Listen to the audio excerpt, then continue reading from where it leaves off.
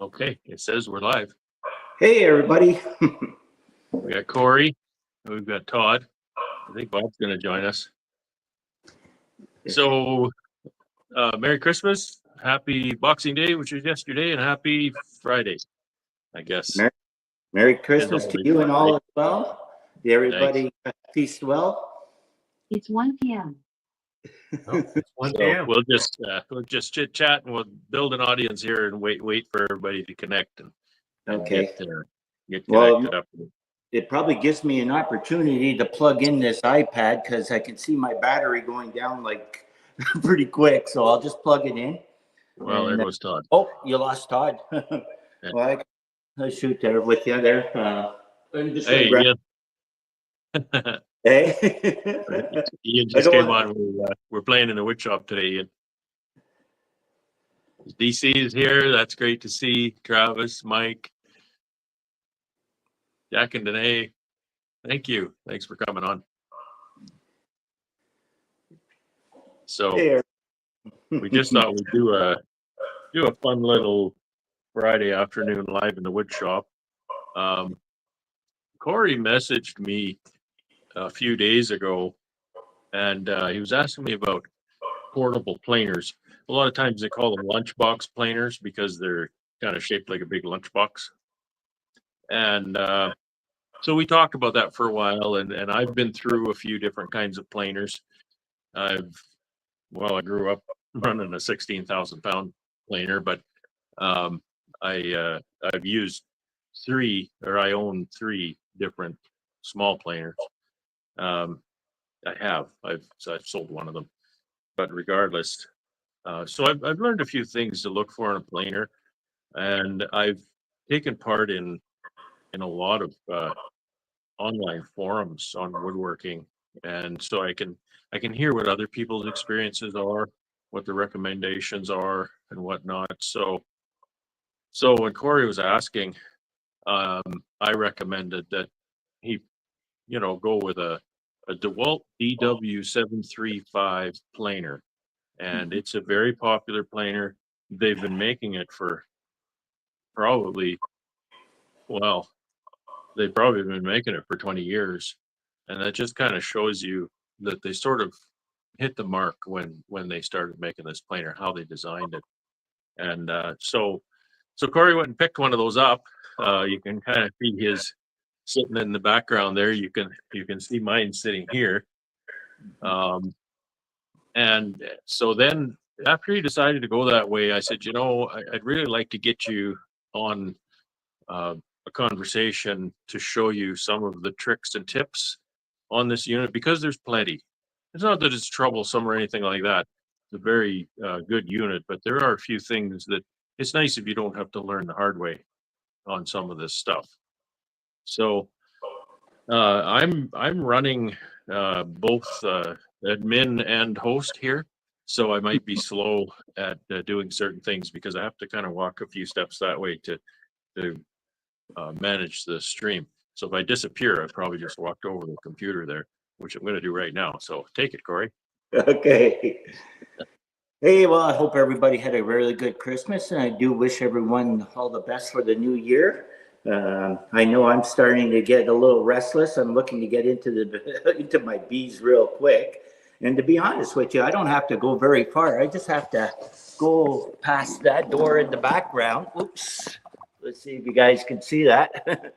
My bees are all stored on the other side of that door. I winter indoors. So if I do get the itch of wanting to see the bees, I just go and I'll go and sweep the aisles or something or another, just to check that everything is still alive, or as live as I'm gonna, as best as possible. There's nothing I can do at this stage of the game, obviously, until for us it's usually mid March, late March that we contend we are able to get our bees back outside and start the season and getting the pollen patties on. But during that time, as Brad was mentioning, I try to find things to do for the winter. And so I kind of make a little bit in the back of my extraction line, I make a little bit of a wood shop here. It's nothing fancy. I got I got a table saw. Let me see if you guys can see that. I got a table saw in the corner. I got a chop saw, and now I have a planer. And the idea is just to see if I can start making some boxes. I am not by any means a cabinet maker or a carpenter or anything like that. I would consider myself a novice with a few skills that I can get by with. And from there, well, now I want to learn how to use the planer because I did buy a little bit of rough lumber that was just rough cut, and I want to try it, see if I can make boxes with finger joints. If not, if I got to go to the rabbet joints, we'll see. But anyway, let's learn how to plane. I'm really interested in hearing Brad's take on what's the best ways to use these new little Christmas gift I got myself, I guess. Yeah, that's a good gift. Okay, so I've got close-up cam here on my planer, and just for I'll go over, even stuff that Corey already knows because he has one. Just for the folks at home, if you're looking for a planer, this one comes highly recommended, not just by myself. So, what we've got here is we've got two. These aren't the rollers, but you've got rollers front and back, and then a knife head in the center, and that's down in. Let me lower this.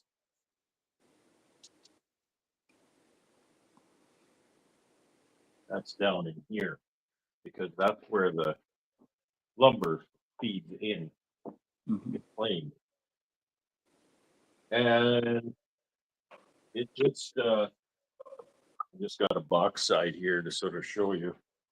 It just goes right in there, and once the roller catches it, it feeds itself right through, comes out the other side.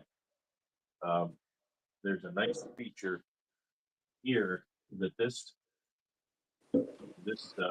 feed, the upper part of this feed opening is only a very tiny bit higher than what the knife cuts. So you can't very easily jam in way too much thick of lumber in there for planing. You can still put too much, but not by a long ways. And also, when you put the lumber in, there's this little gauge here, and there's something in here that the lumber will push up, and that gauge will tell you how thick of the cut you're taking off of that lumber. Okay, so you can gauge that in that way. The planer has 2 speeds, speed 1 and 2, and I'm not going to shift it because you're supposed to shift it only when it's running, and that's so it shifts properly. This planer, there's 2 must-haves for this planer: is ear protection. It's extremely loud, and also a chip collection system. Don't let this thing just spit chips out in your shop, because it'll spit chips 40 feet. There's an actual blower inside it that blows the chips out. Okay, well, I can just jam that up.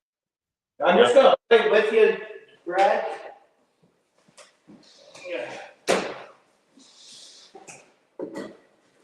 Yeah, you've got it. And it takes natively it takes a 4-inch hose. So I'm going to take the cover off this at one point and show you what's inside. So that'll make a little more sense, perhaps. Corey, the things that, well, I'll show you this feature. This has fractions of an inch long. 1 inch, 1.25 inch, to 1/8 inch. And so you can set this, and that will set the bottom depth on the head so that you can, come right down. I wouldn't trust that you can calibrate it. You can calibrate it here, but I wouldn't trust that for really fine work.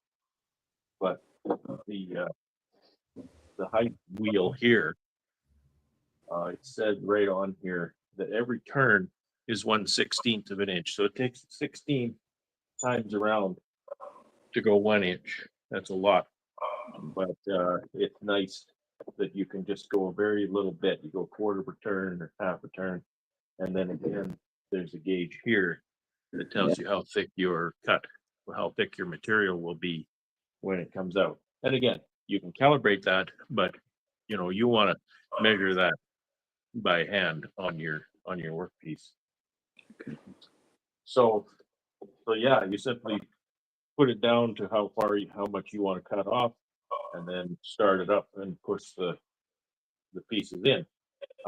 These planers, Corey, you probably should turn this all the way to the top, and then get some paste wax, some Johnson's paste wax, or whatever Minwax paste wax.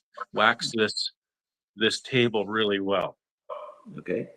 because you don't want the wheels, the rollers, to spin on your workpiece. It'll make big black marks.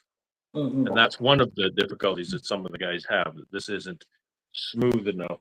I can feel that mine is kind of, it's dirty and it's kind of grooved up a little bit, but keep that smooth. Now, you mentioned, Corey, in feed, out feed tables. There's push it down here. There's actually there's some holes here to mount an in feed table. It actually flips up, and then you can lower it for in feed, and there's a corresponding one on the out feed side. I never did purchase those. They're a little expensive, and I don't feel that that's an issue for me at all. It just kind of makes it bigger. As you can see, I don't have a permanent home for mine. I just drag it out when I want to use it. And when I do want to use it, I have a couple of holes drilled in my outfeed table for my table saw over here, and I'll just drop these bolts into the holes there. And I just drop them in there. I don't bolt them down at all, and that just keeps the machine. There's a little bit of vibration to it. It keeps it from walking around as I work. Okay. It's a very heavy machine. It's almost 100 pounds. This machine doesn't look like it, but it's almost 100 pounds. Very heavy. Yeah, it states 92 pounds. So there's a couple more tips about feeding. I wish I had more material here to show you, but sometimes people, if they don't have the in feed, out feed, what they'll do is they'll get a piece of melamine. Do you know what I mean by melamine? Yeah, I do. Yeah, kitchen cupboards are made of melamine. It's that press board or even plywood that has the plastic coating on it. And they'll actually put a piece of melamine on here. Oh, really? So, it raises that up 3/4 of an inch or something, but that's nice and slick, and that makes it nice to feed through. And then you can make it longer to have an in feed and an out feed.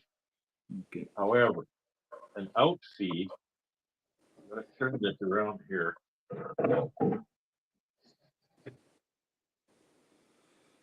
All planers have a characteristic, an undesirable characteristic called snipe.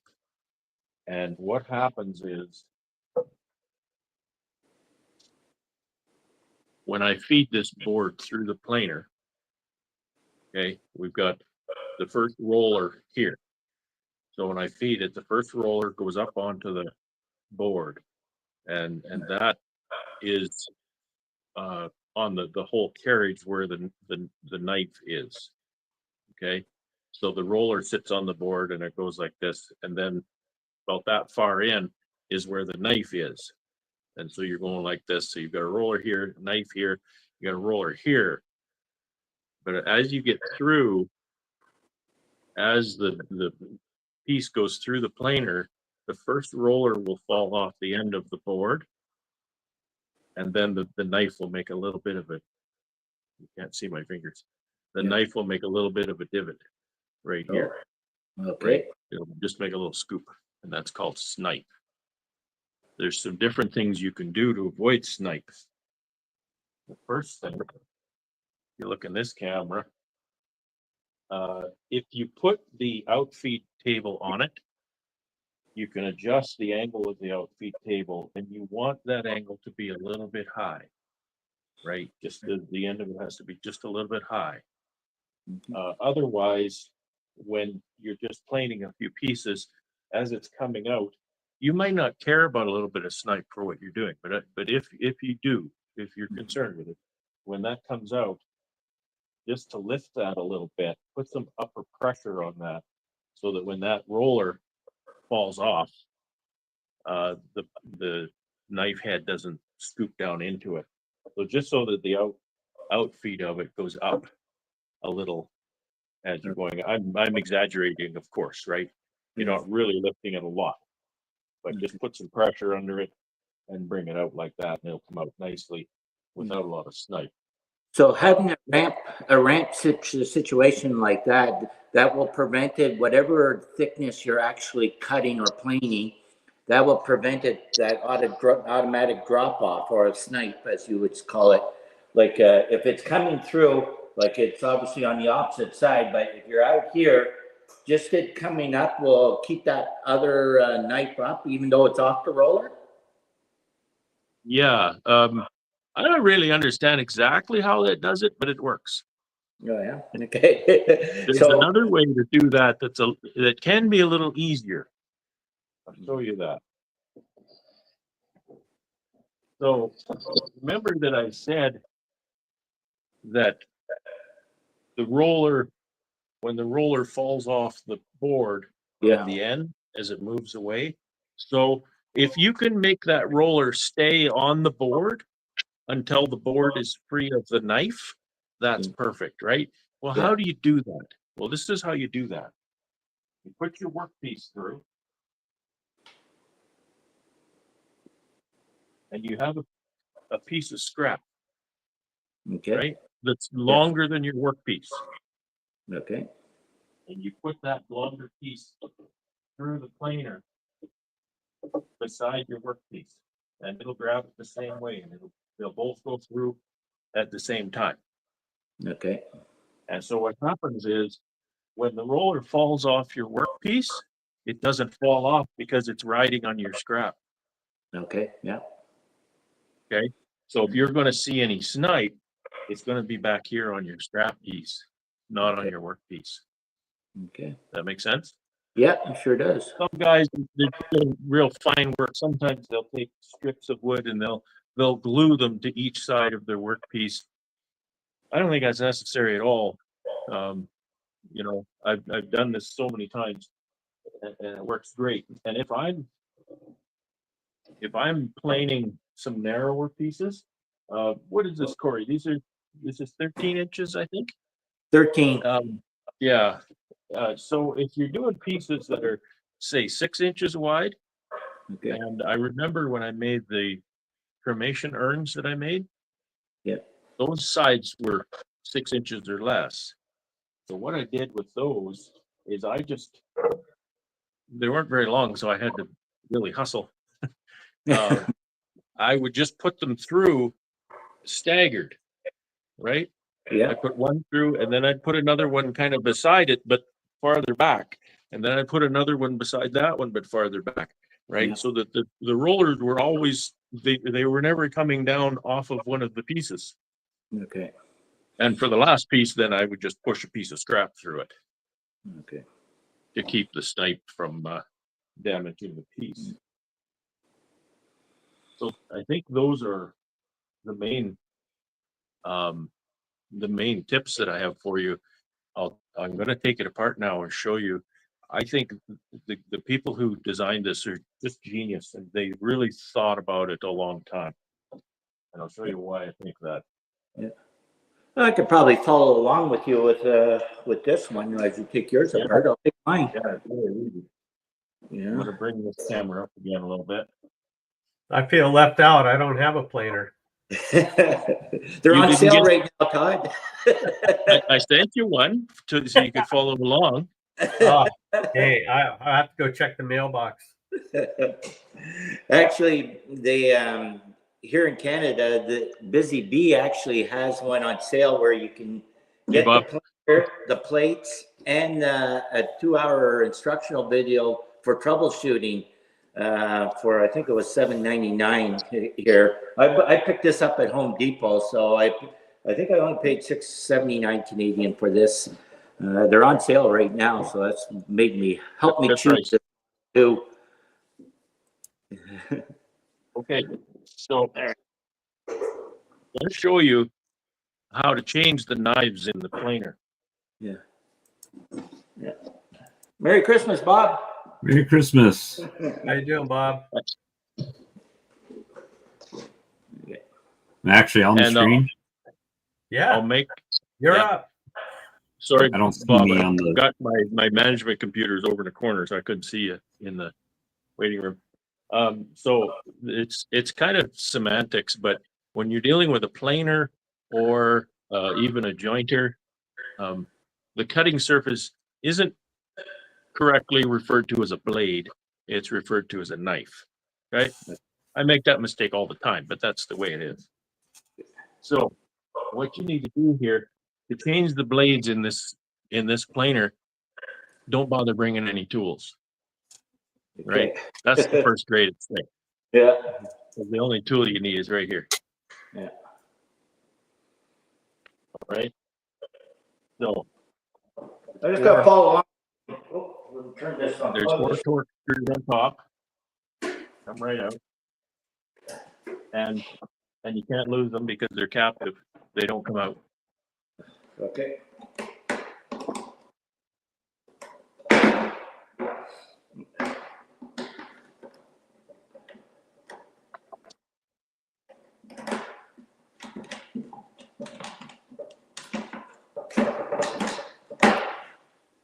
Take both of them off, I guess.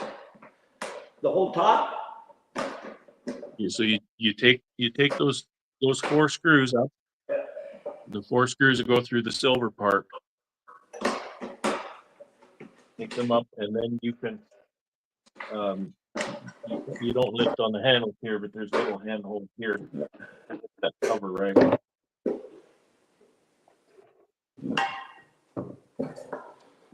Okay. Yeah.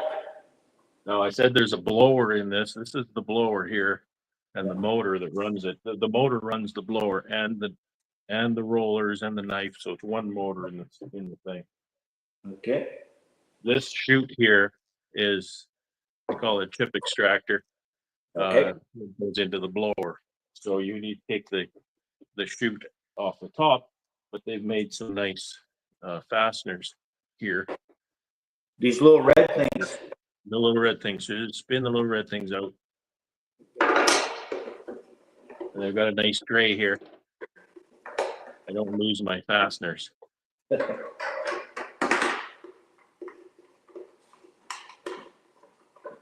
Now, working with the knives, you have to be very, very careful because they're extremely sharp.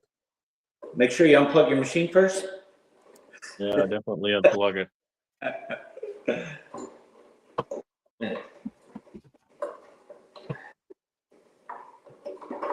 Like growing up show and tell. Yeah. All right. Oh, geez. Okay. I've got those out. Now I can lift that chute, and it's kind of, you just kind of have to lift it and wiggle it sideways to get it Okay. out of the end of the blower. Right. There's nothing that really holds it in there. Just have to move it sideways. Yeah. You got that far, Corey? Yeah, I'm with you. Okay. Now, I'm going to make the close-up cam full screen so that you can see what I'm doing down in there.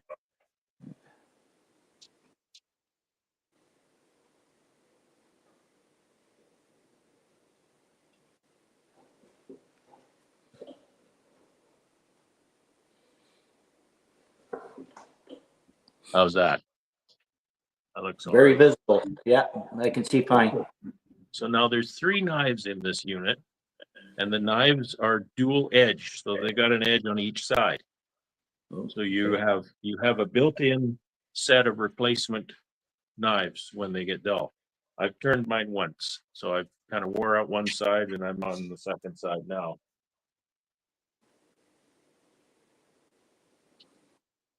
Now, you can turn that head with your fingers, but again, you need to be so careful.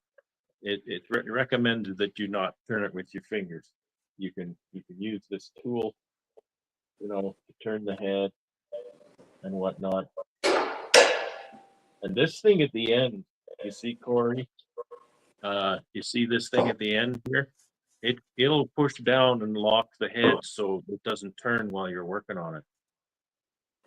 Oh, okay, yeah. So I can turn that. Actually, it's the other way. It locks when it's up. So when you take that shroud off, that pops up, and then it'll hold it. You have to push that down in order to turn it. Okay. So again, these torque screws out. I'm going to put them in really tight. It was me.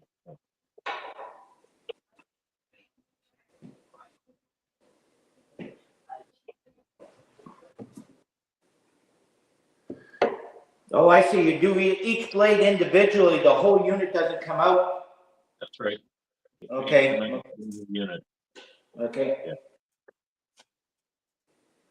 I want to go through this because I really want to show you some of the All right. genius features that they built into how to do this.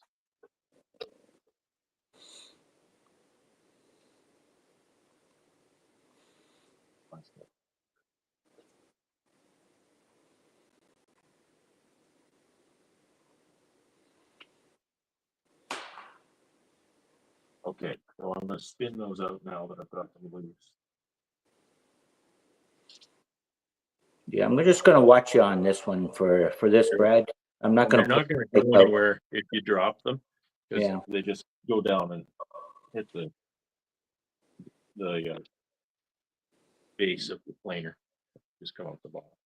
Mhm. So yeah, there's a very small head in the unit, and it's got the 3 blades. See, I said blades, should have said knives.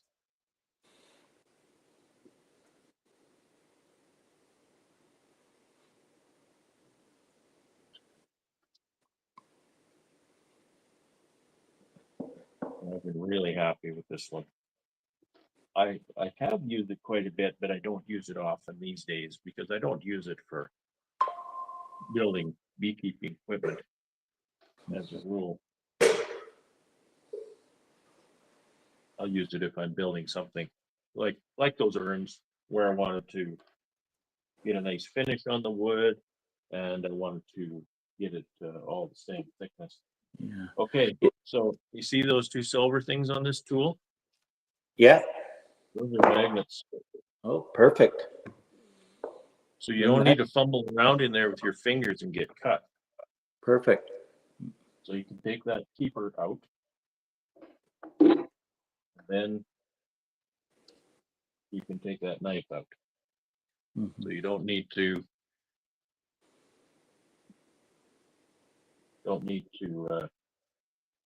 get in any danger of getting cut. I can feel this is the side that's worn out, very dull. The other side is still pretty sharp. So are these knives, do you have to replace them or can they be resharpened every so once in a while? These are really not a resharpenable product. No, you Oh, have and to. when you put that knife back in, there's little studs. There's one little stud there, one little stud there that knife locates on. Just drops right on there. It'll float side to side a little, but fore and aft is where it's important. Put my keeper back on. It also sits on that stud. Mhm. Well, maybe it doesn't. It's been a lot of years since I've done this. And then the screws just go back in. Now, as far as the knives go, you've got two options, Corey. Probably the weakest part of these planers is actually the knives. The knives are really not that hard. They get damaged and wear out pretty fast. So you've got two choices, and both those choices are, require a financial investment. You can buy carbide knives, which will stay sharper and longer and not get damaged as easily. And you can also buy what's called a helical head. And I know the other planer you had considered had a helical head. Yeah. A helical head has what's known as a segmented cutter, and they're just little square knives, and they're set in there so that they spiral around instead of just being straight across. That gives a nice finish, and it also reduces the noise of the planer remarkably. Yeah. They have 4 cutting surfaces on them. You can turn them, to 4 different positions as they wear. So that's a good choice, but that's a lot of dough. Yeah. Probably $500 for that head, right? Yeah, it's even more than that for that head. It is. The accessories, I think it's almost the same price as the unit itself. Right. For one of those heads, the helical that is. So, and you can do that, and you can get carbide knives if you choose. That's cheaper than a helical head. Well, as I mentioned earlier, I'm not a cabinet maker, so this is just strictly to get if I buy some rough cut lumber that I can just smooth it out enough where I can wax dip the boards, the boxes, and that. I'm semi-retired. I have no intentions of getting into cabinetry. So if you're going to be, a couple comments about planing rough softwood. First of all, softwood knots are extremely hard, and they can damage these blades, knives. Oh, okay. Yeah, so that's one reason you might still want to get carbide knives for it. Okay. The other thing is when you're trying to plane lumber that's rough on both sides, probably for it slipped out of the thing I'm gonna do. Probably for what you're doing, just taking very small cuts to flatten the board because you don't have a jointer. A jointer is what you need for flattening a board. You can do it on this planer, pretty good, but just know that whatever you put in the planer, it's going to size it in relation to the table. So if the board isn't flat, you're not going to end up with a flat board. You're just going to end up with a warped board that's the same thickness all the way down. Does that make sense? Yep. So you can kind of help that just by taking very thin cuts off of each side until you get it to where you think it's as flat as you need it to be. Okay. So, yeah. So I think I've got those tight now. And if I go back in here, we got a lot of products.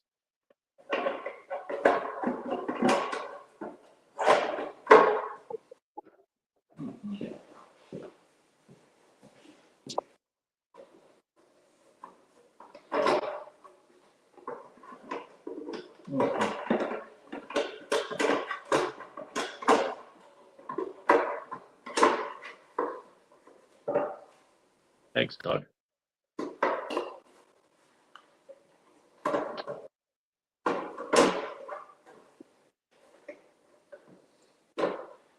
I'm doing this mostly without even looking at it.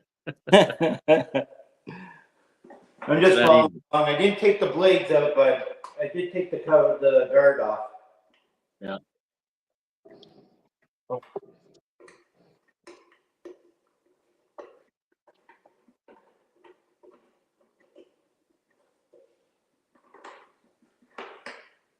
So I'm surprised that these blades don't do a very good job on the knots. Yeah. Yeah, it is a little disappointing. And that's the biggest comment with these. They've done such a great job on the whole planer and then kind of crapped out on the knives. But because there are alternatives, at least there are alternatives. Goes right down on there.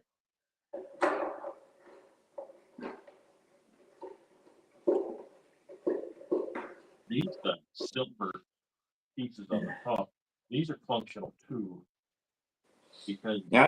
um, there's slides, or some planers have rollers on top just for passing the lumber, because normally when you're planing, you're going to do multiple passes.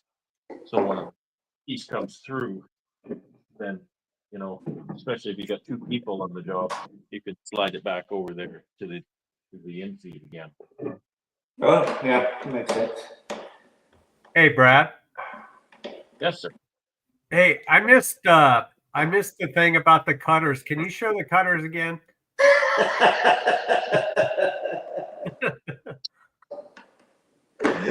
I'll Sorry, take that as the a mic no. is breaking up. I'll do it, Todd.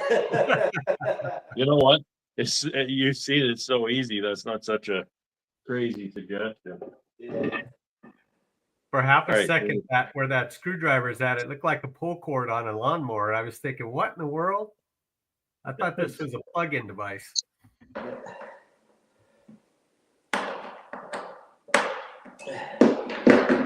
There. Yeah. Back together. That's your honey tank behind you there, Corey, the stainless steel one. That's actually the syrup tank. The honey tank is that one, where the hose comes over. The other one, the syrup tank, it has that like a manhole lid to it. And I kind of curse that whenever I got to clean the wax out of it. I got it. You know, trying to get in it. So whereas the honey tank, it has the old style milk tanks. Like the area I live in here, we have all kinds of dairy farmers that are retiring. So I was able to pick these tanks up fairly cheap. And that's still the old style where I can lift the whole lid and I can go right inside the tank without any issue. It's just simpler because they're so rounded on the bottom. You got to be careful when you're inside there, especially when if you got a little bit of residue of honey. It's pretty easy to slip. And then you don't want to go out in the bee yard when you got all that honey on you. Well, no, at that time I'm thinking about extraction only. You know, at least that's the plan at that time. But so, did you end up having a very good Christmas yourself, Bob? Yeah, it was pretty good. I mean, just hung out with family and friends and just ate some food and relaxed. Well, we did that the same here. You know, we have 2 or 3 days of family arriving and going, and now it's time that I can actually just chill for a bit. And our New Year's Eve, actually, we tend to take things pretty slow. We're very quiet on New Year's Eve. Right. Compared to when I was a young man, anyway, let's put it that way. And besides, my wife and I are going south anyway, so you know, we are celebrating the New Year on a Caribbean beach somewhere, you know, down south. Sounds like a plan there. Yeah. Good plan. Yeah. We're supposed to be getting this weekend. It's supposed to get up to 70 degrees down here. So yeah, I was watching a video by Mr. Ed. I was watching a video by Mr. Ed, and he's already getting ready for his splits, like taking the extra box off and getting them ready. So that's and he's south of me, but it's just not too far behind him. Yeah. With that though. Well, maybe Todd, you can answer this question then. Do you normally start at this time if you're planning on bringing your bees for almonds?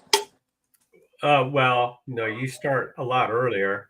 If I was going to do that, I would have started. Oh gosh, a month ago, I'd have been putting pollen patties and syrup to them, and just keep doing it through the winter. But no. Otherwise, if I'm not doing that with almonds, they're good to go until about another 4 weeks. Okay. Or less. Depends on the weather. Jeez, I'll be building boxes yet at that time. He says it's 76 degrees for him right now. We are supposed to get a little bit of a warm spell here for the next, well, starting tomorrow. Like right now, it's climbing a little bit, but we just came out of the minus 20 Celsius range. But the next 4 or 5 days, we're going to get up to about plus 5 degrees Celsius. We're supposed to get a lot of rain on Sunday, apparently. And then we're back down below zero. And for the people who do watch my videos on my Facebook page, you know, that's the main reason why I winter indoors. I can maintain those bees around that 4 degrees, 5 degrees. It might climb a little bit during when the ambient temperatures, because I copied the style that or the strategy that Ian uses. I use that ambient air, same as you, Brad. I use ambient air. I don't got refrigeration or anything like that. But I got a big ass fan that's actually working in there, and it moves the air enough that those bees actually are staying in the boxes even on the warm days so far. Do you have the brand name Big Ass Fan? There is a brand called Big Ass Fan. Yeah, I know. I Googled it as Big Ass Fans, but I think it's whatever came from Uline. So I don't know if that's the Chinese knockoff of the Big Ass bread on a smaller size. I don't know.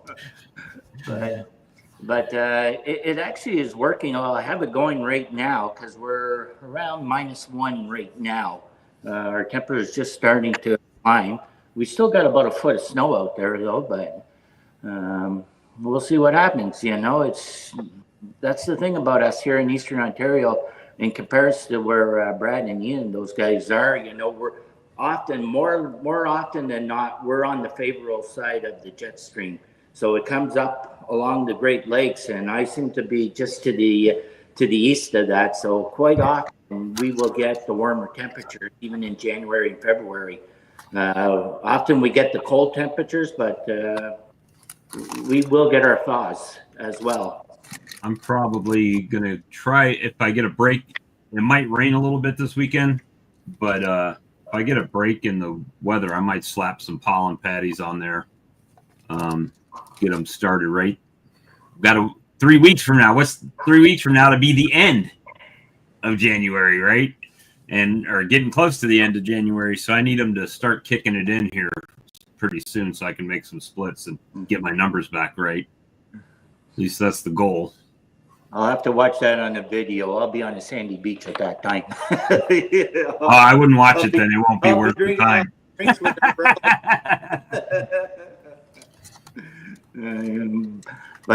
Yeah, it's a good little getaway and stuff like that. But are you planning on taking your bees for almonds or anything then, Bob? Or no, they would laugh at my bees coming to almonds. No, they're going to stay right here in the People's Republic of Redneckistan. Right here. Right here. I haven't even been out to the outyard in a month. Well, probably since Thanksgiving. I stopped on the way to my buddy's house on Thanksgiving and checked on them, and they were still there. They may not still be there right now, you know. So just with work and everything, I haven't been derelict of duties for sure. Wow. So, yeah, I can't leave mine in the house all winter long and then pull them out when it's nice and cozy and comfy outside. But your weather though, aren't you more consistent where you are? Or no, absolutely not. I think you guys, because of the way, even if they were outside, I think your weather's more consistent to keeping them in the house and clustered and dormant. Where here, it might be 29 overnight and 65 during the day, and they're going to get out and fly and burn through their resources. So it's I find it very challenging to know how much resource to keep on the colony because of that constant fluctuation. Yeah. Well, the good news is, I guess if you do keep them outdoors, that you can actually feed them if you need it. You know, like you just got to tip them and you'll know if you're light or not. Yeah, I can almost guarantee they're light now, even after putting 4 to 5 gallons of feed on them in the fall. So would you be putting fondant on, or then are you doing syrup? I'm doing syrup, but the syrup, it was 2 to 1 when I got it, and for some reason it's thickening up. Right, it might be the cold weather or what, but it's even starting to crystallize a little bit in the bottom. So it's much thicker than it was, which it's more like honey now. So I just pour that in the bucket and flip it over on them, and they can lick it out as they choose, right? Okay. And then I'll throw some patties on them, which that'll give them some carbs. Hey, Brad, I didn't mean to hijack your show. I'm pretty good for that, but I apologize. Oh, no, that's okay. That's okay. It's just casual conversation here today. Yeah. We're done with the machinery. I think I got to We're get done with school is out. coffee. Did yours have silver handles on it, Corey? On the top? No, they're black. They're black. Okay. Yeah, Kind of looks silver from here, I guess. That's Optical illusion. windows. The dial is kind of a grayish color. Okay. Yeah, it's the same as mine. Yeah. Which it's crazy. You know, I never really thought of that until when we were talking and you said something like, I showed you a link or something like that. And I said, well, I bought mine whenever I did. It was a long time ago. And you said, gee, do they still make it? and I never really considered that, but you've got a good point. They must have really hit the nail on the head when they designed that, because they've been making it for ages. And it's a really popular one. Yeah. Well, they're modifying it, obviously, through the evolution of it. If they're going with helical heads now, I don't know if that's a DeWalt product though. I think it's called a Bird, BYRD or something. And even the carbide knives, I think, are somebody else. Okay. But yeah, it's just with those caveats, with the snipe and the knives, it's a really great unit. Yeah. Well, I'm anxious to give it a go. I'm tempted to start it up and run a piece through, just to see what happens. Have your hearing protection on, my friend. Yeah, I got it. I turned it on just to make sure it started earlier, but it's like standing behind a 737. Okay. Well, for shits and giggles, let's put a piece through. Okay.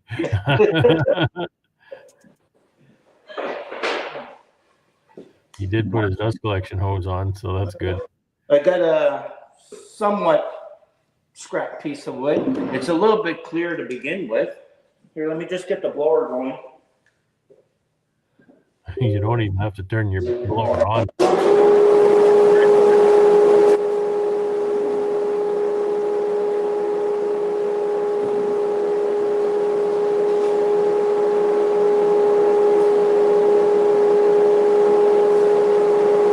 Navy just went up on Oklahoma.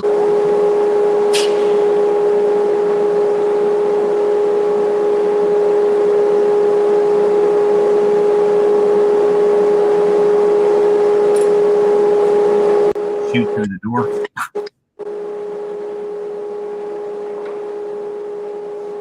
It's his mic volume there. A little bit louder.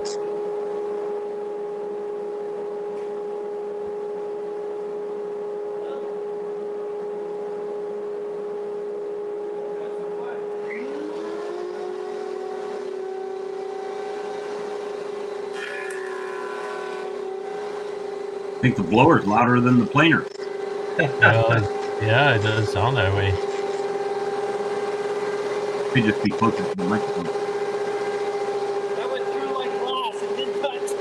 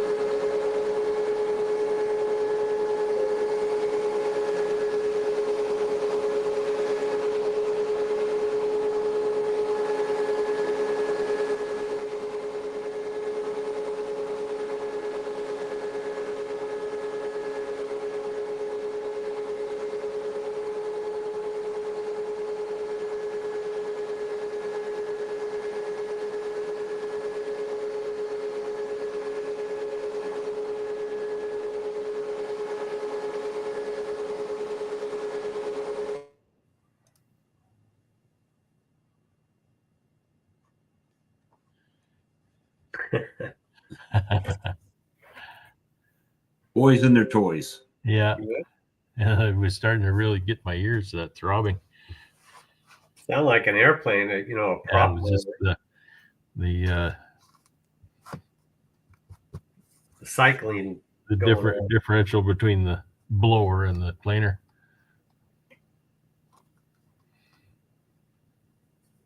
We'll just leave him on quiet until he's done planing.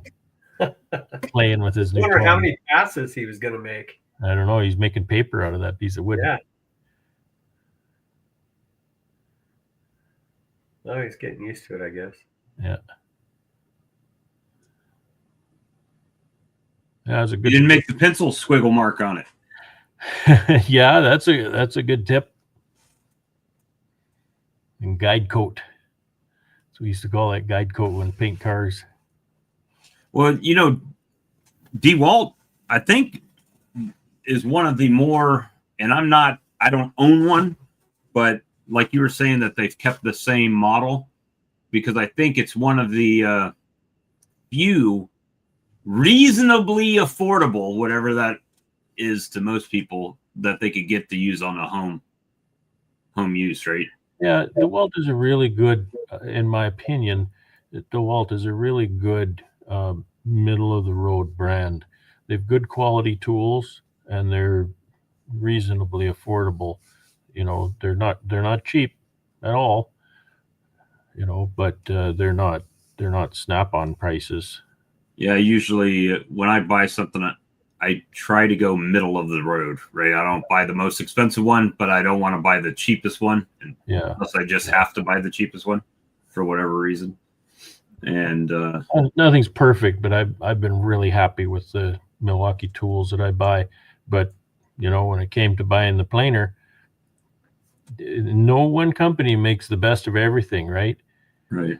So I wasn't gonna compromise on that. You did the one side really nice. It's really super smooth. The other side, I think it's a little bit warped, the wood, a little bit concave, so you can kind of see a little bit of a concave hollow right through here. But probably if I ran it through one more time, that would be good. Yeah. We thought you were making notebook paper. Yeah. I was gonna make a piece of paper out of that. I don't want to break it on the first try. Crack, you know. But out of that, And that's another tip you got to be careful of too, is you can't plane things that are too thin. You can't plane things that are too short. You know, there's a minimum length. I think your owner's manual will tell you a minimum length of lumber to put in that. If it's too short, as you can imagine, if something's too short, it'll go in there, and the lumber has to be under both rollers at the same time. If the lumber is only under one roller, it can tip, and the knife can grab it and do nasty things. but if we use that trick that you talked about earlier, where if I have a scrap piece beside it, you'd be able to send a shorter piece through yet? No, that won't make a short piece safe. No, Because a short piece can still tip up, okay. and the knife will hit it, and bad things happen. Don't stand behind. Yeah. Oh yeah, it'll kick stuff out of it, smash up your wood. It can ruin your planer too. Yeah, for sure. Yeah. Can you refresh my memory again on? Okay, I got this at 1/8 on this side. Is that the amount that's being cut off at a time? That's the minimum depth. So if you had a piece that was, say, an inch high, and you want to make it half an inch high, then you can set that big wheel on the left to half an inch, and then as you turn, you turn a 1/16 each time, and you go down smaller and smaller, and then it'll stop. Oh, I see. Okay. That's the minimum depth stop. Okay. And again, it's not perfect, and you can calibrate that stop. As you can see, there's a stud underneath it you can calibrate. Yeah, so it goes up to 1.25 total. Yeah. Yeah, I'll play with that. That just pushes in that red. That's the. You just It just turns. I don't think anything. Yeah, that's just the indicator. It doesn't. It's not a button. Okay. All right, that's something to play with to figure that out. Through I the don't really use that kind of thing a whole lot. You know, it's just because that's the way I'm doing it. But if you're trying to take rough lumber and make 7/8 material out of it or something, then you might be able to set that. Okay. Yeah. Toy. Something to do for the next 2.5 months until spring comes around anyway. Makes lots of smoker fuel. Oh, I bet, the chippers, no doubt. Yeah, because what comes off the chips are kind of table. fine. The chips are kind of fine coming out of that one because the head turns so fast. Okay. Yeah. Well, I think they're like in I guess the dust collector that I got here. It's like a twin bag thing here. It's from Busy Bee as well. Yeah. You know, where I got the two hoses coming in. That's almost identical to what I have, Corey. Yeah. Well, it was on sale. That was the only reason why I got it that time. Yeah. That's a decent dust collector. Speaking of dust collectors, what about the Vortex? Is it working? Oh, yeah. Is it functioning? Yeah. You want to see it? Yes, sir. Okay. Watch the whole video series. I got to see the conclusion here. Okay. We'll put this camera back on.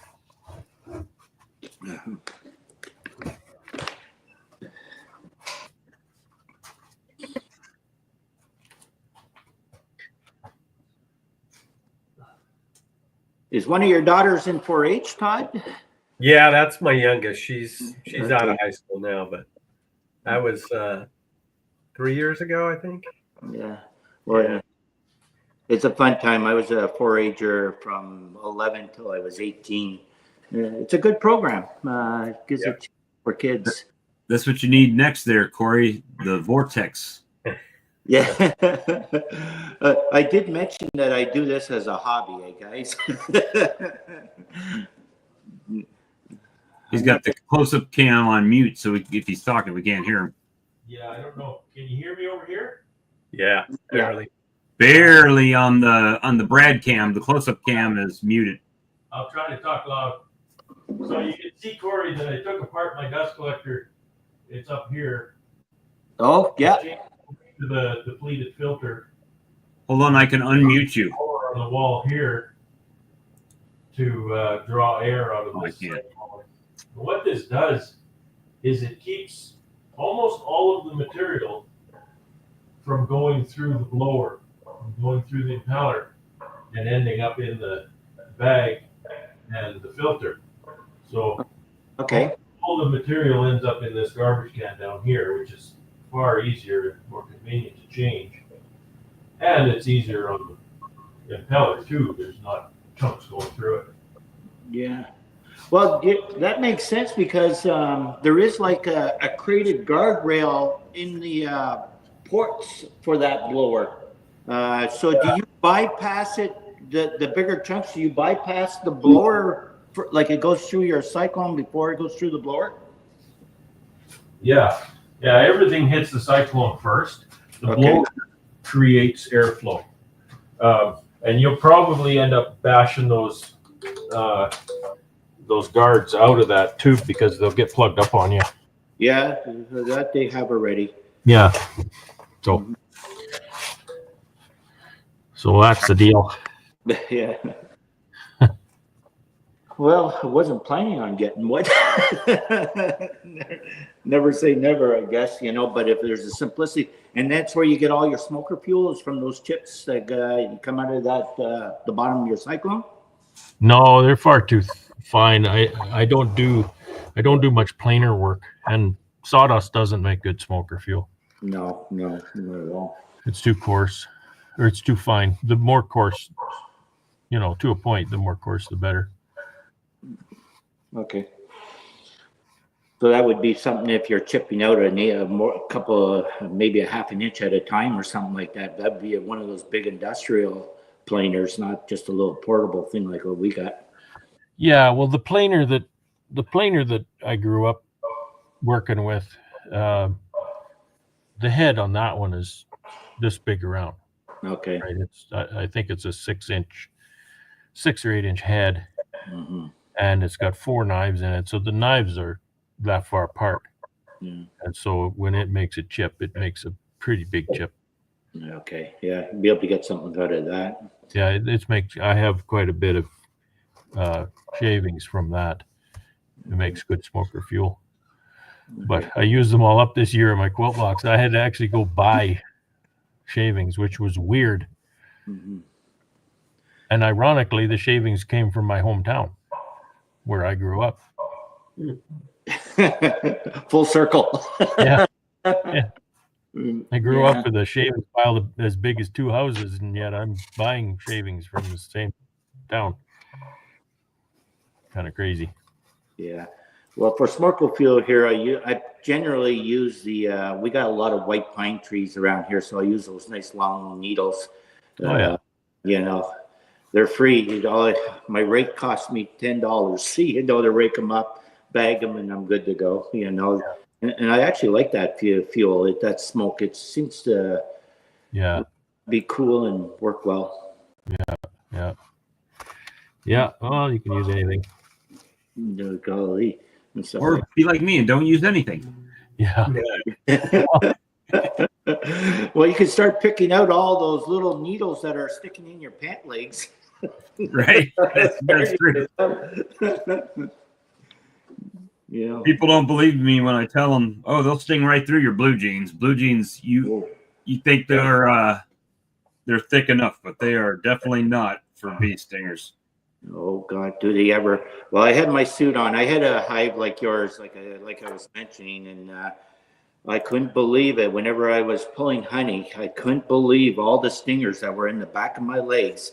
That they just went right for anywhere from the knee down. There are like hundreds of stingers stuck in those pants. Yeah, and they'll land on the ground and crawl up your pant leg. Oh gosh, yeah, you got to tape them up or on a hive like that. That colony is actually still alive because whenever I pulled the honey, it was in September, so I wasn't going to requeen her then. But she's marked. She'll have a very short life next year. Let's put it that way. Especially if she produces the young that have attitudes like that one was. You know, we'll see. But yeah, we'll see what happens. Golly, so you guys up for you're cracking a New Year's drink? Are we allowed to drink on there? We can drink. Well, nobody ever told us not to, and we've done it a lot. Well, I have to go mix myself one then if we're done playing with the machinery for today. You want to do a New Year's Eve live stream? If you guys are up for it, I won't do it alone. Well, that's a Tuesday night, so what do you say, Bob? Corey's going to be in the Bahamas or somewhere. No, that's shortly afterwards. You'll be at Hive Life, or I mean Nobby. No, I'm not going this year. We're going to go to the Caribbean instead. I'm not. Yeah, tough choice. Nobby, Caribbean. Yeah. I don't know how you ever came to that conclusion. My wife told me. I swear to God, it's in the small print of our marriage license. Oh goodness, you know, we go every year. You didn't read the fine print? Yeah. Pardon me? You didn't read the fine print? Nope, I was just after the big benefits, but actually I can't complain. I don't mind going south with her at all, and I don't mind looking foolish with little drinks with umbrellas in it. That doesn't bother me in the least little bit. You know, I enjoy it. Tomorrow you won't even remember they had umbrellas in them. Well, that was earlier in my age, I guess, my younger man stuff. But no, it's a good time to get out there and de-stress, you know, because in the Caribbean, you know, the sun, like up here, like our winter solstice just hit, so the days are just starting to get a little bit longer. But out there, you must still have at least 12 to 14 hours of sunshine in the Caribbean yet, you know. Oh, yeah. You know, whereas we only got 8 hours up here right now. So she doesn't have to twist my arm too much for me to go to the Caribbean with her. Let's put it that way. But hey, I'm definitely up for a drink if you guys are up for one. I don't even have anything handy. I have water. It's noon over here. All right, we should have planned this better, right? All right, no problem. I got water too. But feel free, you can drink what you want to. Yeah. Oh, that's a rule with me, Bob. I never drink alone. It's always 5 o'clock somewhere. Brad's just like stealth about it. He's drinking from a regular glass and he doesn't tell you what's in it, but sometimes it's not always unleaded. I don't know everything. All the more power to you.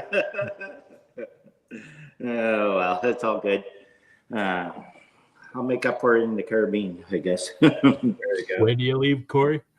Well, not till January.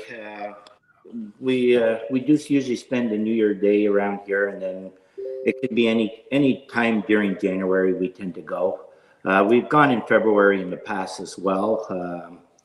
I find that getting a little bit later on. You know, I like to go the last 2 weeks of January. Those seems to be the coldest trip. Historically, they seem to be the colder weeks in our area, you know, so. But the way how things are changing so much, it's a roll of the dice. It could be warm. Like last year, we didn't even have snow hardly. You know, I only took the plow out. I think I only cleaned the driveway 3 times last year. I've already done it 3 times this year so far. You know, we got a foot now. So, Yeah, I've only done mine once. yeah.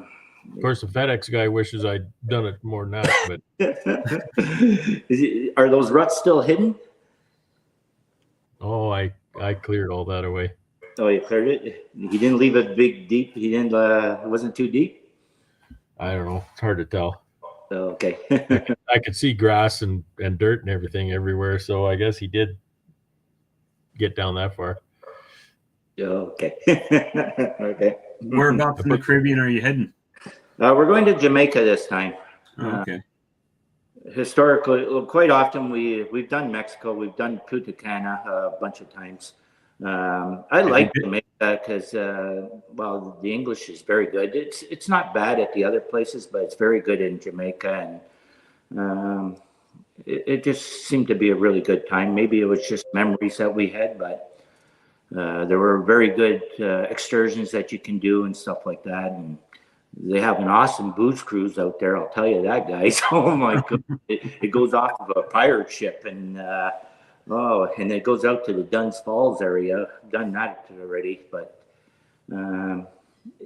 yeah, it's fun. It's like I said, it's a little getaway time it takes you a couple of days to unwind, and then the last 3 or 4 days, then you're ready to come back home and stuff. But oh wow. The last island I went to was Aruba.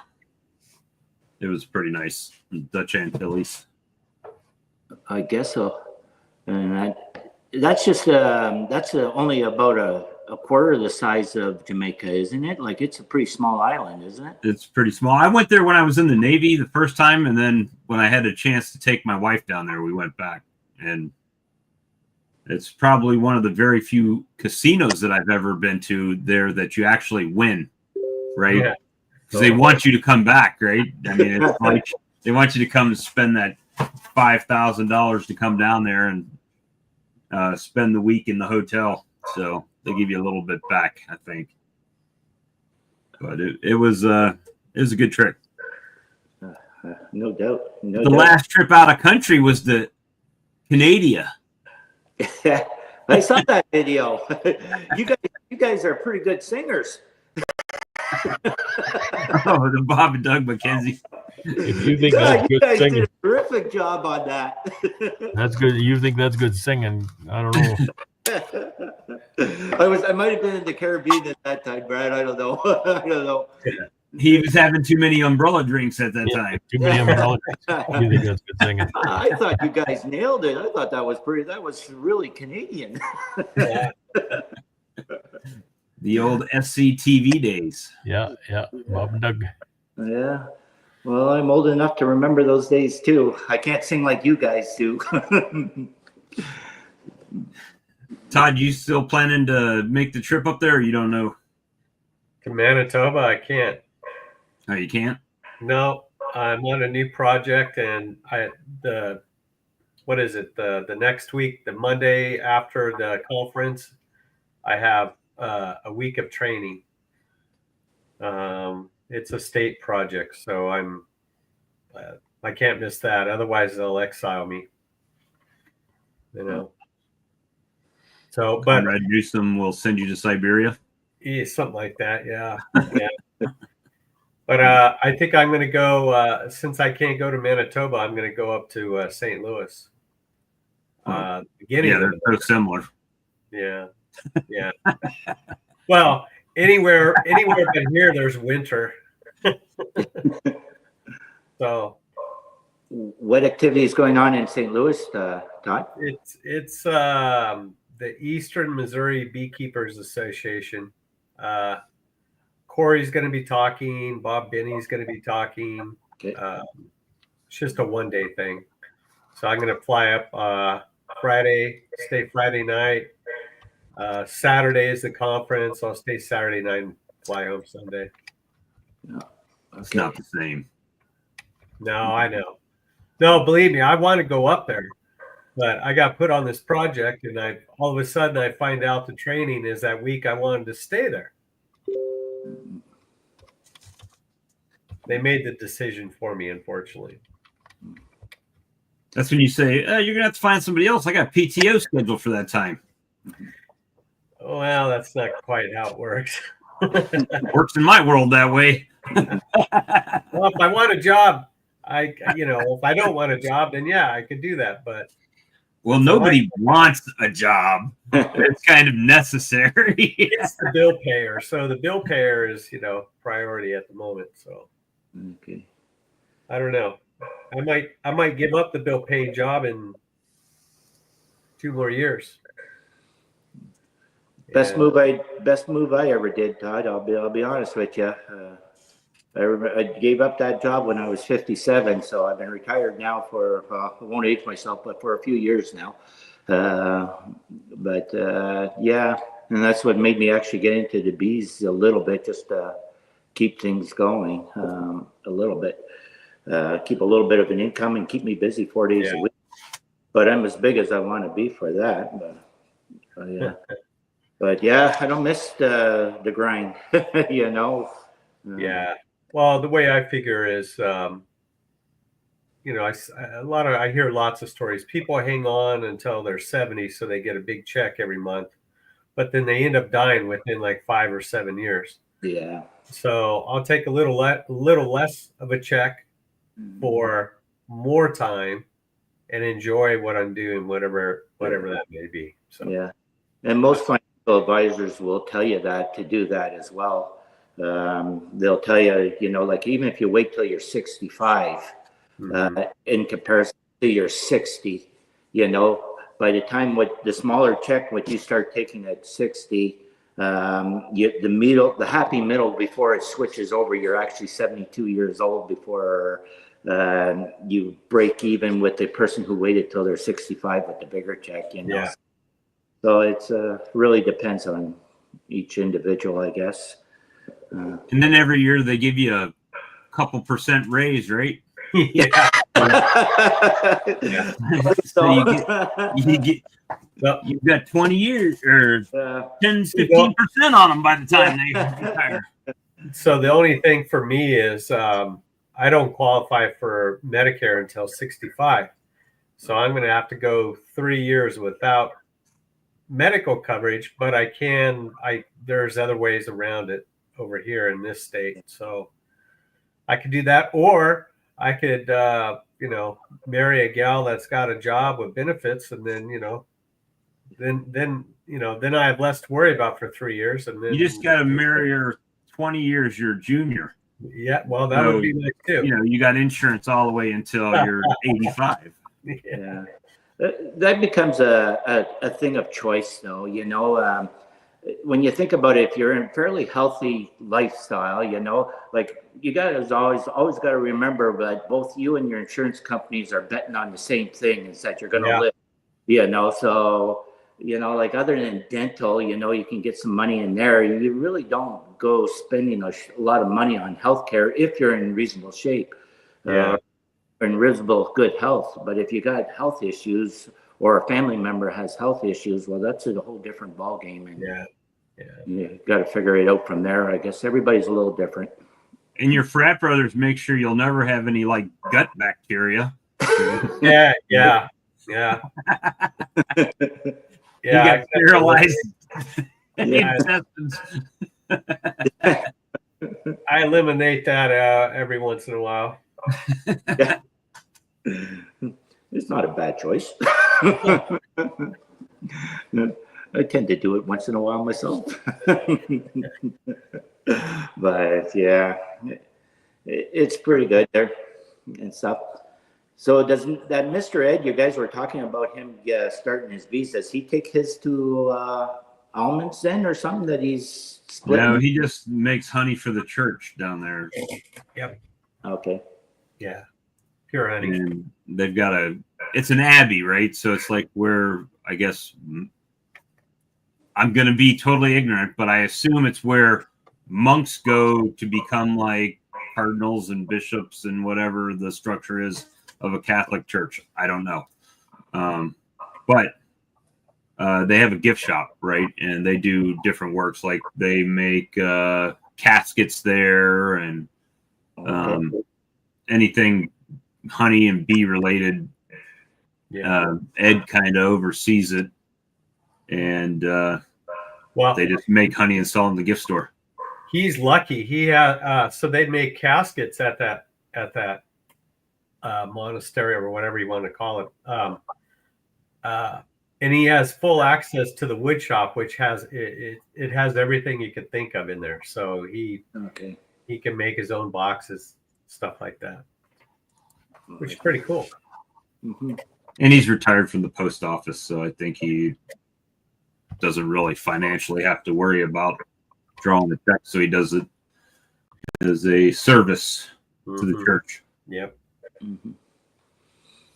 Okay. I did meet him at Nobby. He was there last year. Just you know, just a hide by sort of thing, you know, because he was standing with another bunch of groups. But there were a lot of the YouTubers were there last year. I don't know if that's the same thing, if they're setting up for the same thing this year or not. I haven't really followed them very much this year. So I'm not sure who's all going to be down there. Nobby's like the Comic-Con of beekeeping. Yeah. It's the Cayman Con. Yeah. Well, Navy just beat Oklahoma. Oh, good. But yeah, they went for 2 on the last with 4 seconds left in the game, 6 seconds left in the game, and got stopped. So I forgot football was on today. yeah, it's kind of weird. Friday at noon, right? It would have started noon. Sorry, Brad. I know Brad's not the sports guy. He's like, He's all glassed over. Navy, how do they have ships playing football? we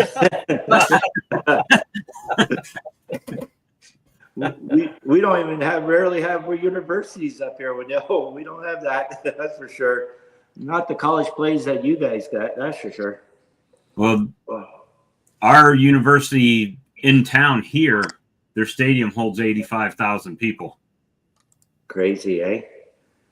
Yeah. How close are you to Charlottesville? Charlotte, I'm probably an hour and a half. About an hour and a half. Yeah, Charlotte's not far. Because we did fly into Nobby last year, and we had to make a connecting flight in Charlottesville, or Charlotte, I guess. Charlotte. Yeah. What an airport that is! Holy smokes! Yeah, Charlotte's a pretty big airport. Well, it's that, you know, we spent more time going around in the taxi of the airplane than what we did flying, I think, you know, because That's how I felt in Toronto. Because the funny thing about Toronto was they pulled the plane up and it wasn't to a gate to where you walk down the little concourse into the airport. No, they pull the plane up. You walk down the little stairs outside through the freezing cold and rain in Toronto into the building. And then it was like the concourse went all the way around the outside of the building, which led you back inside through customs and what have you. But it was a little bit weird. Now, Winnipeg's airport was mighty nice. You walk in, back in, you're there. Right there. Yeah. That's similar to Ottawa. The majority of the time we fly out of Montreal, though, because we're close to both. Just easy. This is easy. When is the Manitoba one for you, Brad? End of February. February 21, 22, I think. Oh, okay. I had a blast when I was up there. And not to discount anything, it was perfect for me because we did the show and then we just relaxed. Hang out, check out the bees, check out the workshop, drive over to Ian's, go deliver some honey, just went and ate a nice That was fun. That was fun. Just hanging, perfect for me. That's my speed. Yeah. Mm-hmm. And the beautiful thing about it, as compared to kind of, you just basically said exactly why I like the Manitoba one so much, was because you said, well, I saw Mr. Ed and, didn't really get to talk to him. Right. But in Manitoba, not only did I have conversations with Dr. Underwood and Corey Stevens, we also ate a dinner together. We had drinks together. He sampled all my honeys. It was much more personable. Yeah.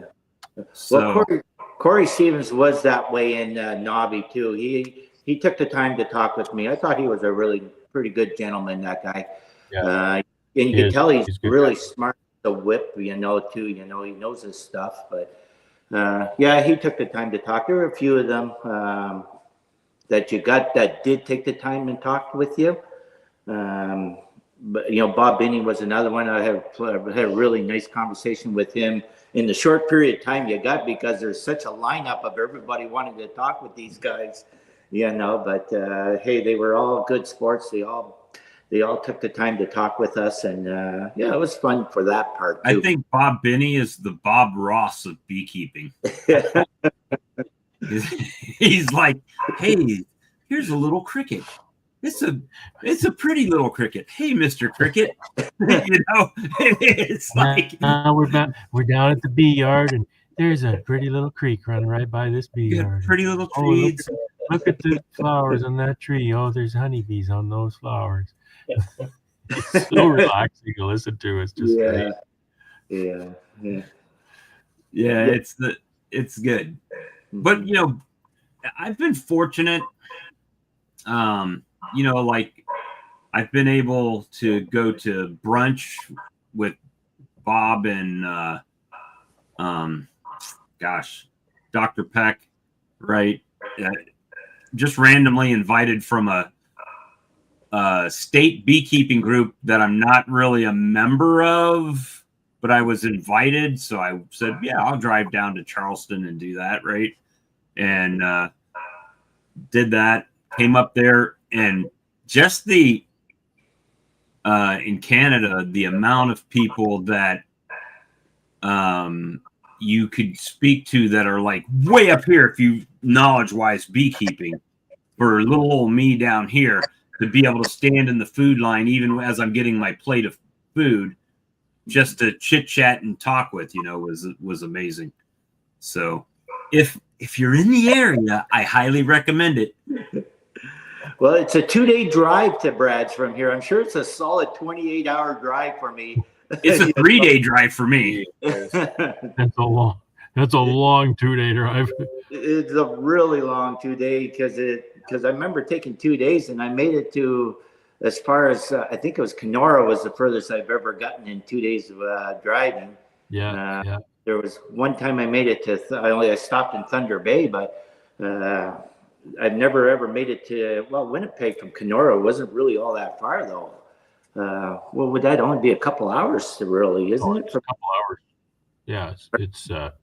about 2 hours, I guess. Just let you know, Brad lives a couple hours from everything. Yeah.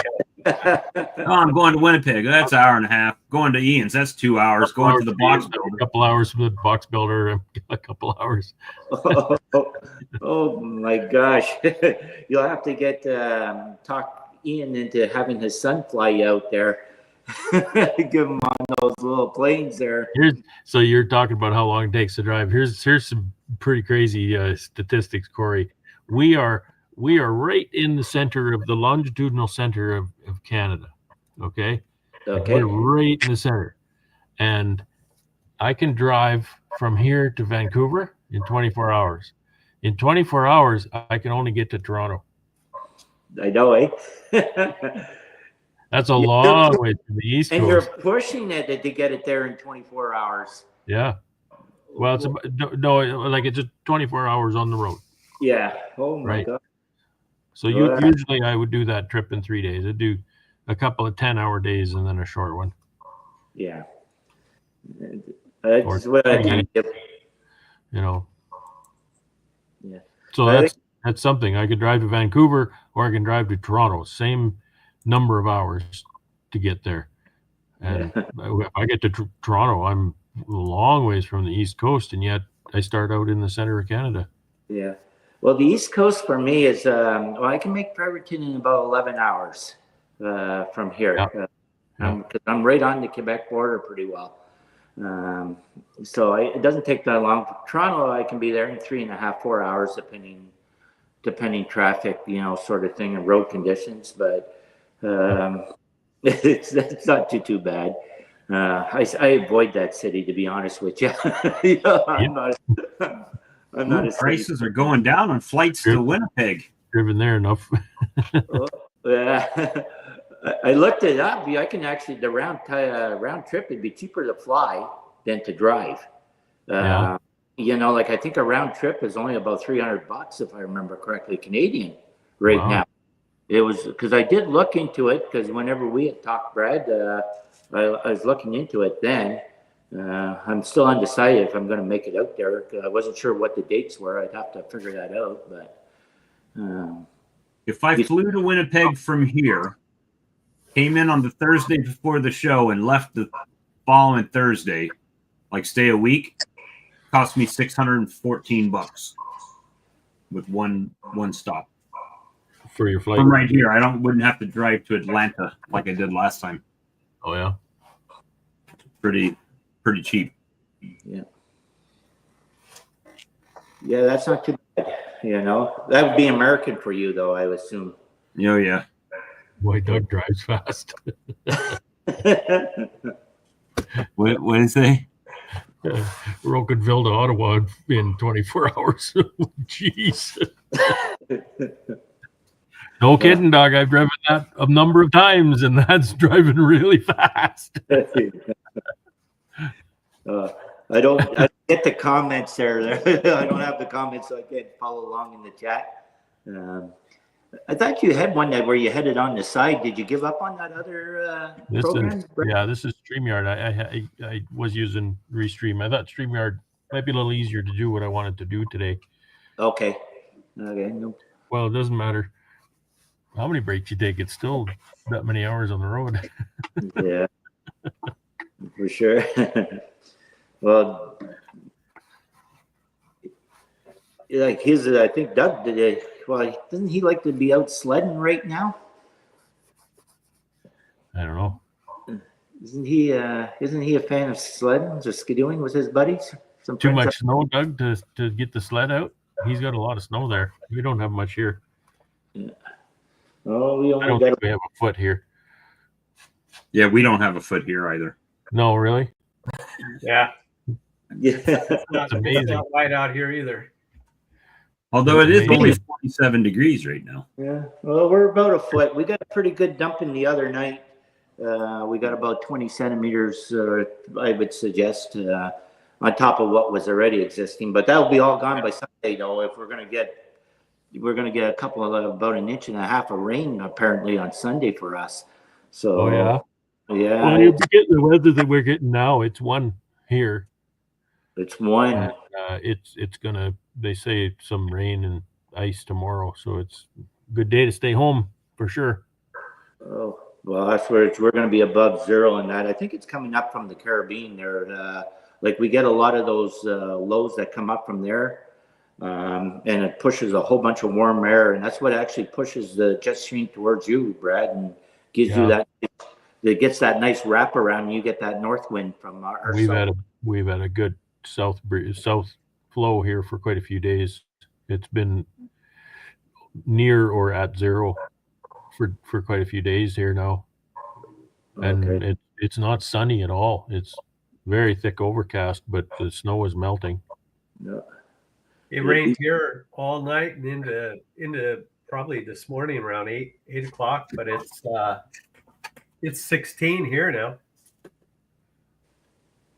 16. 16. Fahrenheit or Celsius? 16. See? Yeah. 16 is nice. Holy jeez, that's shorts. Well, yeah, it could be pretty chilly if it's humid, though. It's probably humid because it's been raining, eh? Yeah, I think it is. Yeah. It's feels like 61 and it's 74% humidity. 2.5 feet of snow in the fields, Doug says. The groomers must be out. Yeah. 16 Canadian. I'm pretty sick in your face. Well, it's not Canadian. 16. I know. Well, is that why I thought that's why they called it C. 16C is 16 Canadian. No, that's not why they call it C. Doug. 16 Canadian. It's 16 on Earth minus the United States.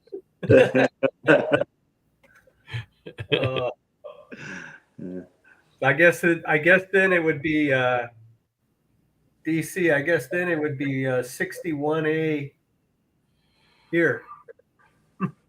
Yeah, 60.8. Lee says. Mm-mm. No, I said 61A, A for American. So it's 16. A. American. Yeah, it's now I'm getting all confused. 16C or 61A. There you go. Americans are so funny. I'm so glad we were supposed to flip over to that. I think I was in like the 5th or 6th grade. Switch over to metric system. Yeah. I don't know if the temperature would have. I don't know if it would have changed to Celsius or not. Yeah. Well, we did whenever we went metric. Yeah. Oh, really? So it's kind of. Yeah. Oh. That goes that part. Wow. But it's still, I won't say that there's no imperial measures here. And American measures are not even imperial measures. A lot of them are American measures, right? So, I if you want to talk about the outside temperature, talk C. If you want to bake something, talk F. Yeah, I don't get that. I don't know what my oven temperatures in C are. It doesn't make any sense. But I want to know how many kilopascals I need in my tires. Right. That's a problem I have. Yeah. My truck tells me that my tire's low and it says I have 278 kilopascals. And it's like, okay, what does that mean? Is it like nearly flat or is it a little bit low? Or Yeah. It's a good thing our car parts and tires and all that kind of crosses the border back and forth a bunch of times. That's probably why we're still use the imperial system for weights and stuff like that, just because of the manufacturing that we have crossing our borders. So America is way more metric than anybody wants to admit. Yeah. Anybody that's not using metric is converting from metric. Mm-hmm. You look how cars are made in America now; it's all metric. The rumor is you guys might be converting again if it's going to you're going to have a governor. We're sending him to California, by the way. Yeah. He'd be the governor of California. Yeah. You'd be governor. You'd be the 51st state, and they have a Governor Gretzky. Governor Gretzky. Oh, I suppose there. Gretzky's way too smart to do that. Yeah. He never commented about it. I don't know nothing about football, but Gretzky's way too smart for that. Yeah. Yeah, I think he told Trump that already. Eh? Yeah. Oh, Trump is just having a really good time with that, and I'm so glad he is. I'm so glad he is. It's payback after what that dipshit did to him, and the way they badmouth him and everything. Go Trump, give it back. Payback is a what? Yeah. You wouldn't even be dealing with him right now if it wasn't for the other one for us, though, that other guy. There's one guy that's keeping all of Canada hostage. Don't get me started, man. Okay. We're going to have that New Year's drink before you know it if we do. Yeah. Good thing I'm not drinking. Yeah. I get all stupid. Yeah. Well, we won't go there then, Brad. You'd be kicking off the street. We'll be done with all those narcissists. Get something fixed in this country. It's crazy. I think Trump will like that too, because then he'll have an adult to deal with instead of a clown. I hope it works out. Okay, so we're on a chat. You can actually hear me say it, and DC just brought this up. I forget his name. He said so. Yes, the conservative leader and the almost guaranteed next prime minister of Canada. His name is Pierre Poilievre. Now, no matter how you think it's spelled, it's a French name, so you can't pronounce it phonetically. It's just simply Poilievre, not Polivier or whatever people say. Listening to Americans say French names is really funny. I must be because unlike Canada, when people move to America, it becomes Americanized. Yeah. I don't think we'll ever be Americanized, but I would gladly take the cheaper taxes, though. No doubt. Well, we're trying to acquire the Panama Canal, Greenland, and now maybe make Canada the 53rd state. 53rd. Put down the ladder. How? DC's saying that Poilievre makes fun of reporters. I think he's talking about that Apple interview. You should listen to that whole interview because his genius in that interview goes beyond what you normally have seen, because he absolutely pulls that reporter back, throws him an olive branch, and makes a proper interview of that. All he was doing was telling this reporter to stop being stupid and let's talk about things, right? Because that's what that reporter was doing. He was just being stupid. And it's really interesting to see how the next few minutes of that interview that you don't see. It's really interesting how he pulls that out. Boy, the guy's smart. That Poilievre, he's so smart and so fast. He's a very quick thinker. Yeah, he's very articulate too. Like he can very articulate. Yeah, he sends his message, he gets it clear. Then he says, "Try having a French name." Yeah,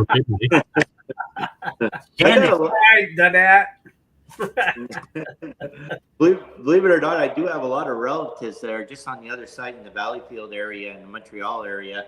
So, and I have a hard time pronouncing some of their last names, especially some of my cousins that married a French guy, and oh my goodness, it's embarrassing when it's family. You can't pronounce the name, but I did that at the convention one day. I was introducing a speaker from Quebec, and he didn't even, I've talked to him, and he didn't have a thick accent or anything like that, but he had kind of a French name, and so before I introduced him. I went up to him and I said, okay, so this is how you say your name, right? And I said it to him and he said, yeah, that's right. I went up on the stage and I said it wrong anyway.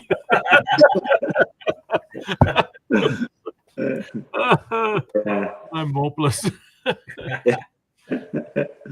They're very good about it. At least the Quebecers that I always meet, you know, they know we can't speak their language, so they're pretty good about it. They're good people too. Mm. Yeah, the people are good.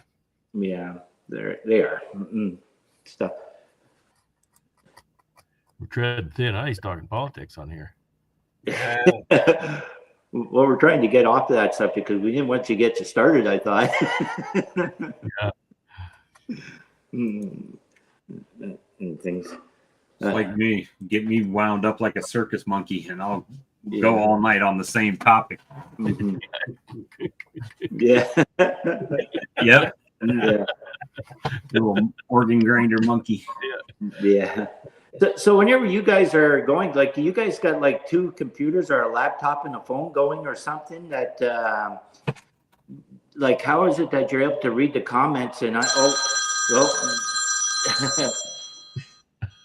got 3 screens going. Okay. I thought you were on your iPad.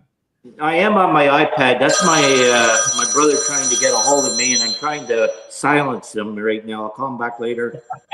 I had I had 3 feeds going in here, so I got my computer I'm on right now sitting in the corner. Okay. And then I had my one. This is my old smartphone that I use for most of my videos. Yeah. I use that for my close-up cam, and then I have my regular smartphone I use as the just the one for doing this. Okay. So I can't really, you know, it's harder to run admin a session on a phone, so that's why I turned the computer on. And then not only that, you can't really see, but I've got my big screen here in the shop, so Okay. I can pop out the YouTube chat into its own screen, and then I can cast that window to my big screen. So that's why when I'm over there by the planer explaining things, I can look up at the big screen. I can see the chat, so I can see the questions and stuff. Oh, I see. Okay, yeah, because I don't get any of that. So I would need a second screen if I wanted to follow along with the chats and that, what the guys are saying there. Basically, that's the only way without having that backfeed that we were having earlier. Well, if you're on a computer, you should be able to see the chat. Oh yeah, I'm not just on the laptop, the iPad. Right now, actually, You should be able to see it. Do you have it fully expanded out? If you go to the bottom right of the picture, it might be able to reduce it. yeah, it's full. It's full screen right now. Okay, reduce it down, and then on the right hand side of the screen, there's comments and private chat, and you just click on comments and you see everything. Okay, I hope I don't get kicked out here. Well, Happens. Oh. Well, you see now? Do you see what I'm talking about? nope, not really, because I just got all kinds of stuff in there. Like I just kind of minimized the screen is all I did, I think. Did you minimize it on the iPad, or did you minimize it on the feed, the video feed? It must have been on the iPad that I did that. So go to the corner of the video feed. There's I don't have anything there, Todd. All I got is mic, cam, chat, more, and leave.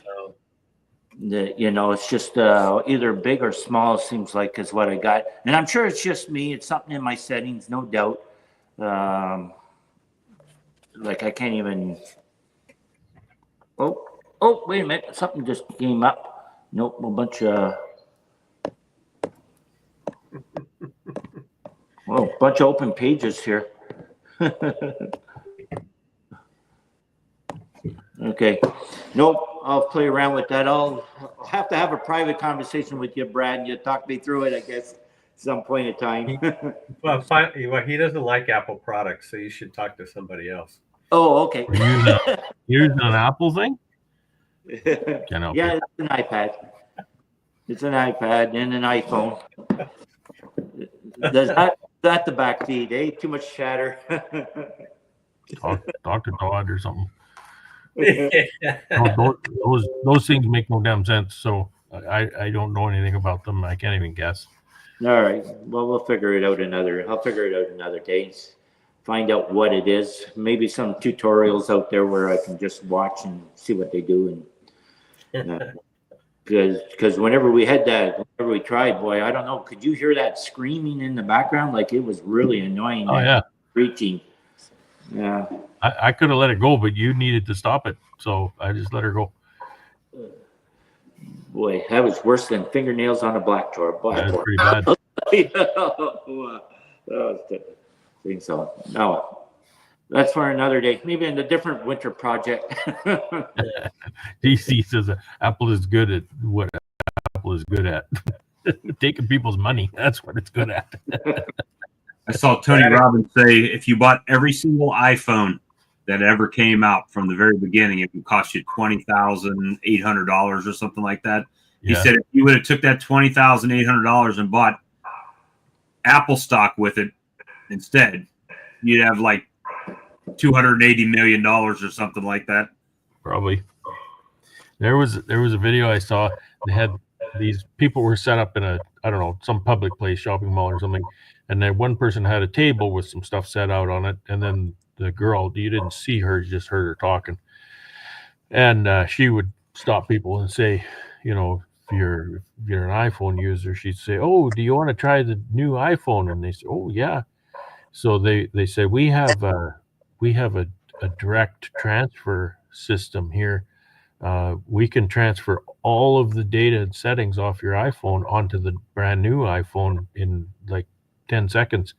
So just give us your phone. And so they would give their phone to this guy sitting at the table, and then the girl with the mic would keep the customer, the individual talking for a few minutes, and he'd just sit there and he'd clean it, he'd take it out of the case and he'd clean it all up really good and shine it and make it all brand new looking and everything, and then he'd just get up and hand it back to the person, and the person would take this brand new iPhone and every one of them, wow, it's so fast, and look, my pictures are even more vivid and they're higher resolution and everything, and they just raved all about how much better this iPhone was. It was the same phone. And it is their old one. Wow. Meanwhile, did he get the information off of it or first? Oh my God. And then they do you want a case for your iPhone? Well, we got this one. You can put this. Oh, that's a really nice case. Thanks. Oh my God. I thought that was really funny.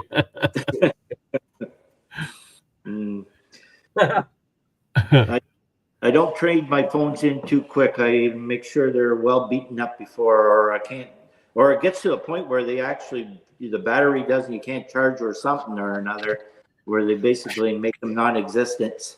That's my problem.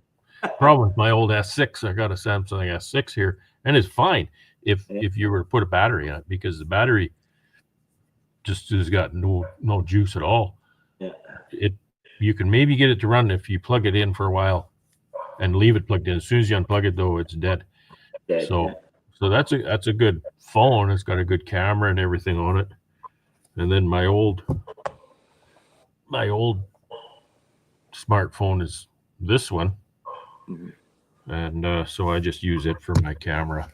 I used to use my primary smartphone for my camera, and that was a little inconvenient. So when I got my new one, then I can use the old smartphone. Oh, okay. Yeah. Even Bruce's Bees, he did a thing. He was using his smartphone for years, and then he went and bought himself I can't remember what the name of that camera. He bought himself a really nice digital SLR camera, the one that all of the YouTubers use, and he used it for a while, and he just put it back in the box and went to use his smartphone again. I talked to him about it on chat a little bit, and he said, yeah. Like that Canon D50 or whatever it is, something like that. Or Sony. Yeah, it's one of them. Canon. I think it is a Canon. He just said it's just far more complexity than I really need. I believe it, because the cameras on these smartphones are so good now. And with the little microphones that I have. They really work That's well. I had an iPhone one time with a job, and the only thing I really liked about it, it was totally difficult for me to transition and figure everything, the differences out between like Android and Apple at the beginning. The only thing I really liked was that if somebody texted me something and I went back to my office to the Mac computer they had there, everything they sent me on my phone was already on my desktop. I didn't have to like look at both. They were just interchangeable. I like that. That's not an Apple thing. My smartphone does that too. All you got to do is flip one little switch and turn it on. Oh, well, then I need to know that switch. I enjoyed it. Didn't matter if it was a photo or whatever. Every video I take with my whatever they called smartphone, it. as soon as I take it, then it goes and uploads it to the cloud, and the cloud makes it available on my other devices. Yeah, and it's backed up in the cloud.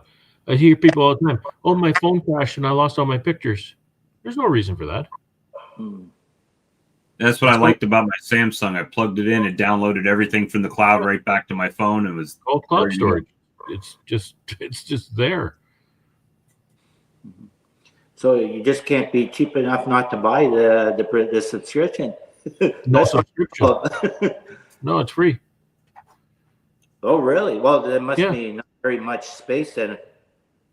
There must not be very much space up there for free. Quite a bit. Oh, really? Wow. 10 or 20 gigabytes or something. Wow, that's pretty good. I didn't think maybe that'd be the Samsung, not the iPhone. The iPhone, I think it's only 5. I mean, you can burn that up with videos and things, but I don't store my videos long term on cloud. Yeah, I'll keep them locally just because they're so big, and if you want them, you have to download them. That takes a long time. But yeah, it's surprising that cloud storage is no secret, and yet so many people aren't using it. It's kind of a shame because they're, like I say, that my phone. I lost my phone, so I lost all my pictures. Well, that's not a thing. Take my smartphone, erase it, and reset it to factory defaults. I've lost 0. I've lost nothing.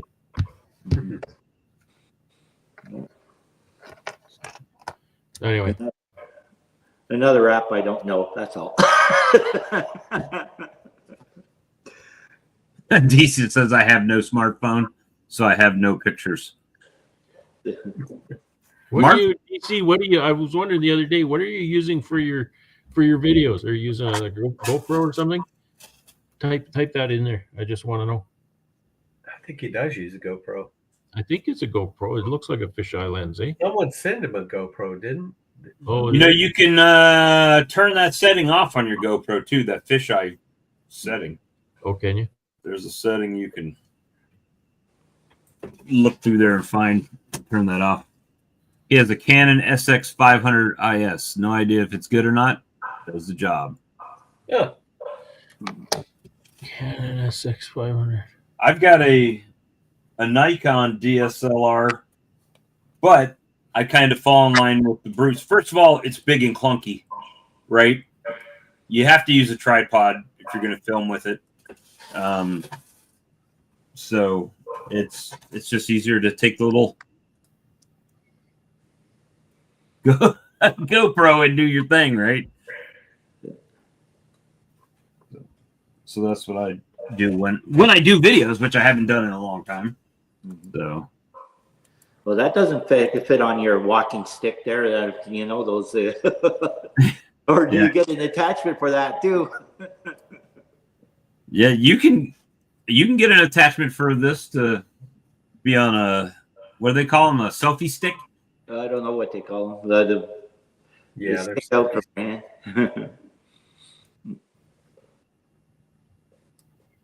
I know Nobody's joining us on the screen. I've had the link up the whole time, and nobody's coming on.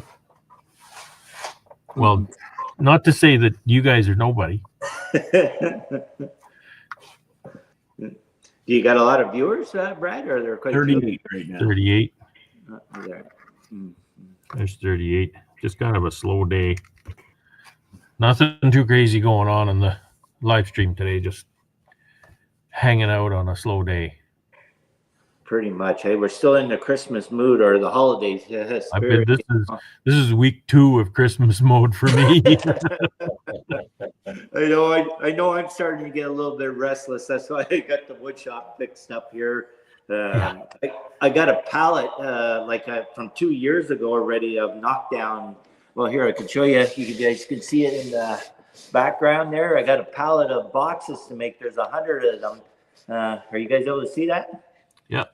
You know, so, and then there's a bunch of rims. I just bought some more of those feeders, those Carousel feeders. I got to build the rims for it. Oh yeah. And, you know, just the little odds and ends. I want to build some space. You got a fork truck? Pardon me? You got a forklift? Yeah.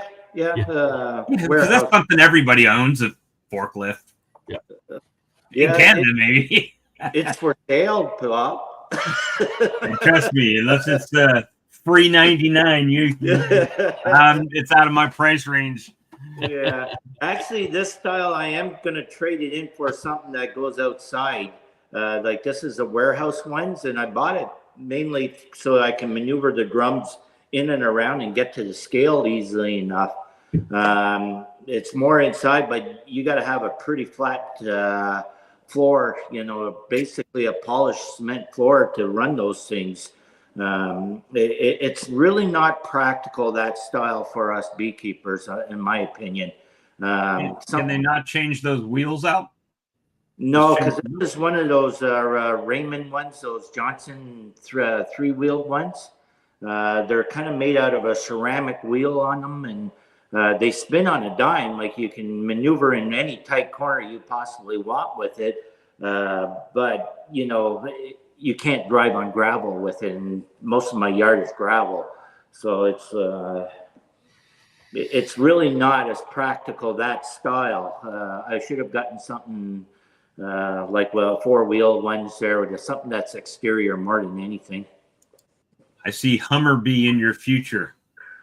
Hey, maybe. Gotta get those four-wheel drive ones. you know, something I can do it, because I do have a skid steer that's on tracks, and they're rough enough. Like they're jerky. So whenever I'm hauling the bees out to the staging yard out back, they start to bounce. They bounce around a little bit too much on the tracks. I think an air suspension would be better. So maybe a Hummer-Bee in the future. Who knows? Corey, have you seen the single rear caster you can put on a skid steer for moving bees? No, I have not. What it is it's just a big caster wheel, and it's on a hydraulic thing so that you can push it down, and it lifts the back of the skid steer up so that you're riding on the caster and the front wheels. Oh, really? Right? Well, so you don't get this when you're turning, right? okay. Yeah. Well, It works really nice. yeah. Well, I got tracks right now, so I don't have any wheels at all. So I don't know if it worked the same with tracks. It might, because it would just ride on the front rollers of the tracks. Well, it's they're like train rollers, eh? Like they're part of a big sprocket on those skid steers. You have the tracks. permanent Yeah. thing. It's not the tracks that go over the wheels. No, I got tracks. It's like Yeah. a Caterpillar or something like that on a high hole. Yeah, I've never seen using one of those, but the ones with the wheels, it just picks the hind wheels up off the ground. Yeah. So then it just turns around on this caster, and it works really nice. Yeah. I know I wanted to reach out to Phil Villewa, because he bought something from, was it Alabama or something like that. He had a kind of like a Chinese knockoff of the Hummer-Bee or something or another. He got it a couple of years ago or something, eh? Yeah. I'd like to. I know he hasn't done any updates on it lately.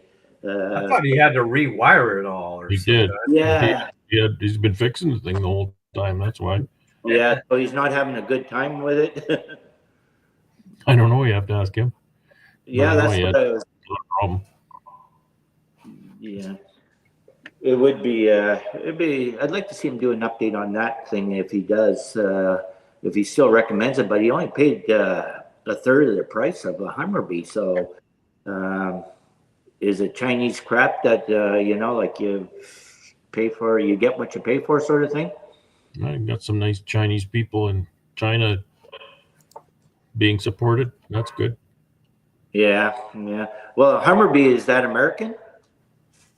Is that America? I'm not Made sure. in Wisconsin, I think. They're made in Wisconsin. Yeah, manufactured in USA is what it Chinese says. people are buying any honey from him. Oh, I hear you. I'm not gonna. I don't dispute it. No doubt they're knockoffs too. Like there's a lot of garbage out there that comes from China. That's for sure. Everything comes from China, good Pretty- or bad. So apparently, there's a company in Michigan called A&O Forklift that makes one that looks pretty close to a Hummer-Bee. They also sell Hummer-Bees, so that. Wait a minute, that's not the website I hit. Why it took me to Hummer-Bee when I hit Yeah. their website? Maybe they're the makers of it. Well, that would Yeah. be. That's not so bad. Like, in Michigan, I can be there in 13 hours. Let's see. Hummer-Bee Classic, Hummer-Bee XRT, Hummer-Bee Turbo 2. I don't know what the difference is in them. Price tags? Probably. Yeah. Are they showing prices on some of those? Of course not. No, you got to call. Yeah. They tell you all the bells and whistles to justify the price. Yeah. Let me Well, it'll be see. nice. We'll figure it out. I think before I go that route, I'd be getting myself an easy loader before I do that, though. Save my back a little bit better, because I still have to hand bomb. Well, I got that hive lifter here, but I tend to hand bomb more than I use the high lifter. So I'm thinking an easy loader at some point, or something similar to it. I don't know. Does Doug like his? Is Doug? He has was it an Apame or what does he have? An Abaju? It's something different. A Bajoni mechanic. Pardon me? I don't know what it's called. I can't wrap my tongue around that one. Yeah. It's not an easy loader. Who's? Doug. Doug. Oh, Is he still online, Doug? Yeah. Apijuneta. Apijuneta is what he just posted Yeah. in the comments. Yeah. Does he like it? What was the I other think he one? The likes Canna. What was the one that was at the show? Canna something. It was a Canadian company. Well, they weren't at the show. They had a booth, a little Cancade? Cancade. Yeah. Yeah. They had a little. Cancade is a company that they make all kinds of stuff out of metal. They make a lot of grain truck boxes and things. And they just made that. There's the man himself. Hey, Doug. Hey, Doug. Merry Christmas. Same to you guys. Our lift works all right. I don't know whether it's as good as the Australian one. We have a 15-year-old girl that loads our truck running it. Okay.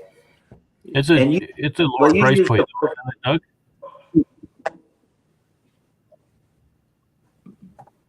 Doug having connection. Doug's It's, on a big delay. I think, yeah, I don't know why I'm on a delay with this new StreamYard. It's the same old StreamYard. Well,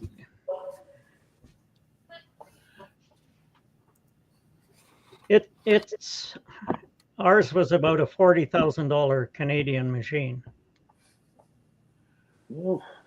That's right up there with the prices of an easy loader then.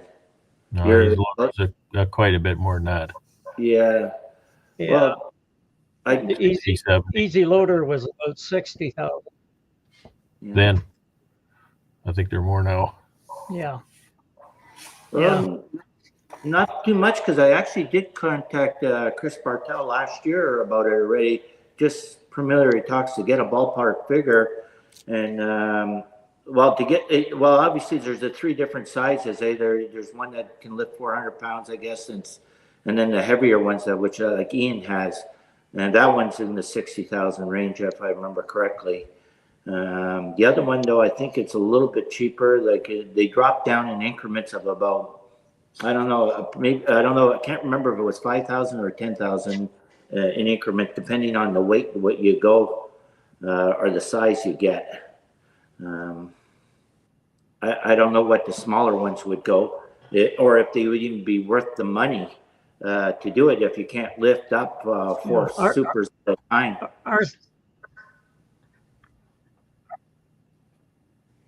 Ours will lift about 700 pounds, but Cancord, or not Can, what's Cancade? the outfit in Brandon making them now?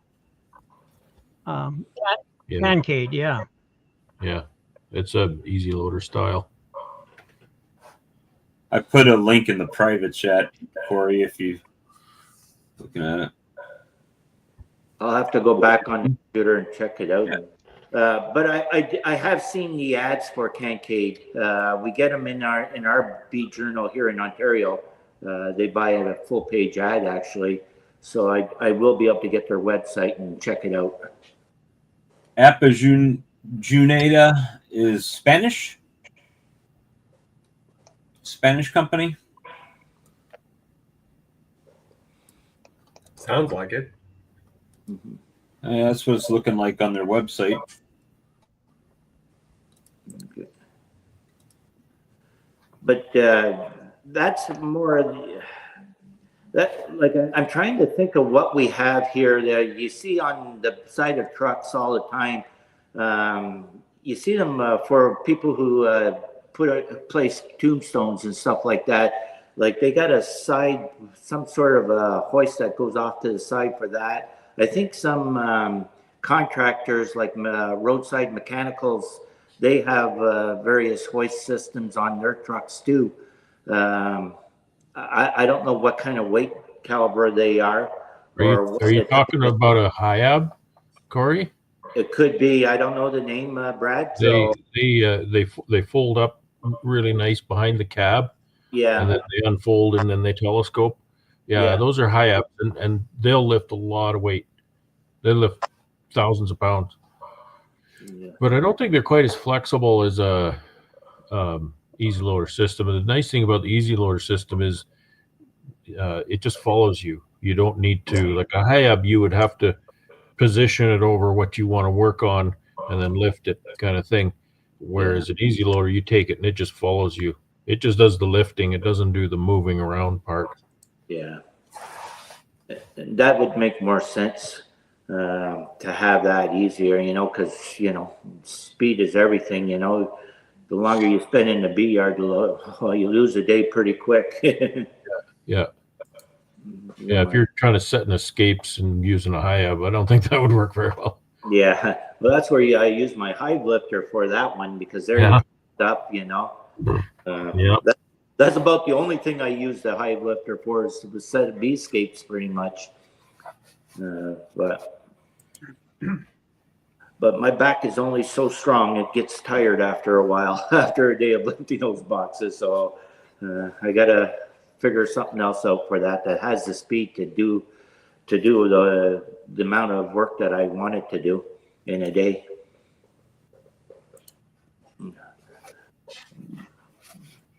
But,